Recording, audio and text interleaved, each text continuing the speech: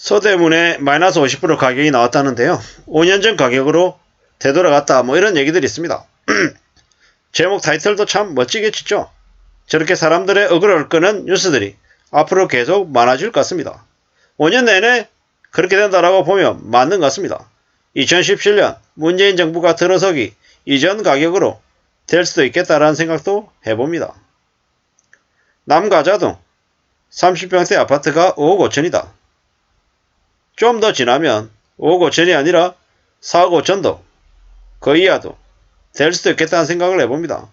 지금은 가격이 속절없이 떨어지는 시기입니다. 가격이 어디까지 떨어질지 바닥이 어디까지일지 아무도 예측 못합니다. 제가 과거의 기억을 더듬어 보면 언제였던가요? 동탄에 미분양이 엄청났습니다. 미분양이 엄청나가지고 뭐라고 얘기했냐면 그냥 30평대가 그냥 3억이었어요. 3억. 그것도 안 팔려가지고 난리였던 겁니다. 그게 그 당시에 있었던 일입니다. 그 당시에. 뭐 누군가는 에이 설마 그럴 리 없다. 그러지 않았다. 뭐 이러지만 사람들은 누구나 다 과거의 기억을 잊어버립니다. 근데 영원히 집값이 오르기만 했고 내려간 적이 없는 것처럼 생각합니다. 근데 영원한 상승도 없고요. 영원한 하락도 없습니다. 상승도 있고 하락도 있다라는 거죠. 사이클이라는 겁니다. 과거의 패턴이 지금 또 비슷하게 또 반복돼서 나타나기도 하더라는 겁니다. 하락한 건 모르고 상승한 것만 보면서 계속 집값이 부동산 불패 이러면서 떠들어대는 사람들은 누구다? 사기꾼이다. 가짜다라고 보면 맞겠습니다. 부동산이 하락하던 시기는 우리가 잘 알고 있다시피 2008년쯤에서 2014년쯤인 것 같습니다. 뭐 지역에 따라서 조금 차이가 있긴 하겠지만 그 정도쯤이다라고 보면 맞겠습니다. 산이 높으면 골도 깊다고 얘기하죠. 강남 3구 그 당시에 고가 지역이 대폭락을 했었습니다. 분당의 정자동에 15억짜리가 5억 5천까지 떨어지는 일도 있었습니다. 엄마 아파트는요. 15억 하다가 7억 중반으로 내려갔죠. 그게 과거에 있었던 일입니다. 양천구 아파트 7억짜리가 4억 5천까지, 서초구의 9억짜리가 뭐 6억까지 떨어지고 난리가 났었죠. 금리는 오르고요. 집값은 떨어지고요. 경매 속출하고 집값보다 대출이 더 많아가지고 뭐 IMF가 터졌다라고 얘기하고요. 7억짜리 아파트 분양받아가지고 들어갔는데 입주할 때쯤 되니까 집값이 마이너스 1억 5천, 마이너스 2억 되는 경우도 허다했다라는 겁니다. 뭐 입주할 때 시점에 마이너스 프리미엄 5천만원, 1억원 그냥 일도 아니었다라는 거죠. 그리고 무리하게 욕심부려가지고 부자 되겠다라고 경매로 뭐 다채 10채 가지고 있던 이들이 답이 없어가지고 가족 동반 극단적인 선택 하는 일도 있었답니다. 대출 이자가 감당이 안 돼가지고 버티지 못하는 사람들이 많았다라는 겁니다. 뭐 대출이 없고 또 대출이 있더라도 자기가 벌어들이는 소득, 일정한 소득 범위 안에서 대출을 받아서 감당할 수 있던 사람들은 그냥 버텼죠.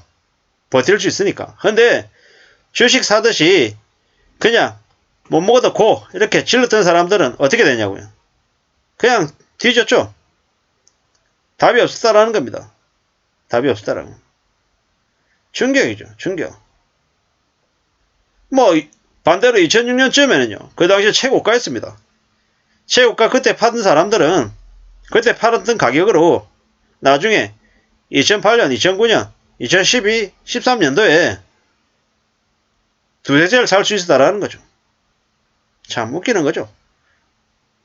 2006년에 저기 어딥니까? 성산시형 3억 가다가요. 3억 가다가 나중에는 5억 5천까지 올랐죠. 그 다음에요. 10억, 11억, 12억까지 올랐습니다. 나중에 또 떨어지게 됐고요. 앞으로 신규로 입주하는 아파트들 마이너스 프리미엄 1억, 2억, 3억 그냥 일반화가 될 것 같습니다. 입주율이 20%가 안 넘는 경우도 허다할 거다.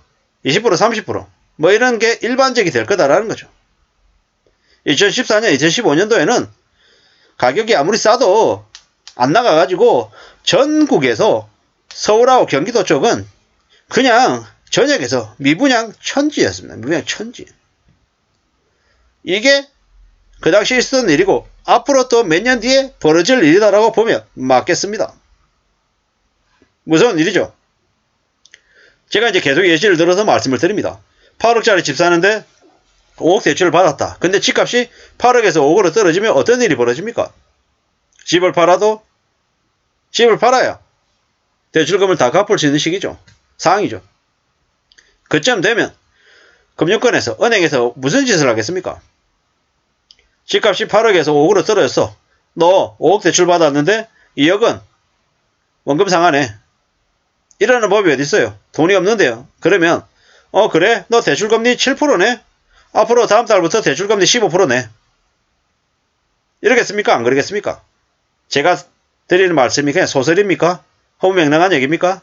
아니죠. 앞으로 그러한 일들이 언제든지 벌어진다라는 거죠.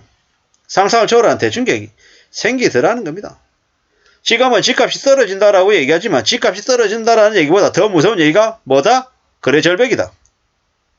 주식은 내가 10,000원에 샀어요. 주가가 떨어져서 8,000원이 되다 쳐보자고요. 7,000원에 팔면 팔립니다. 현금으로 손해는 맞지만 현금화 시킬 수가 있단 말이죠. 근데 부동산은요. 내가 팔고 싶다고 팔리는 게 아니더라는 겁니다.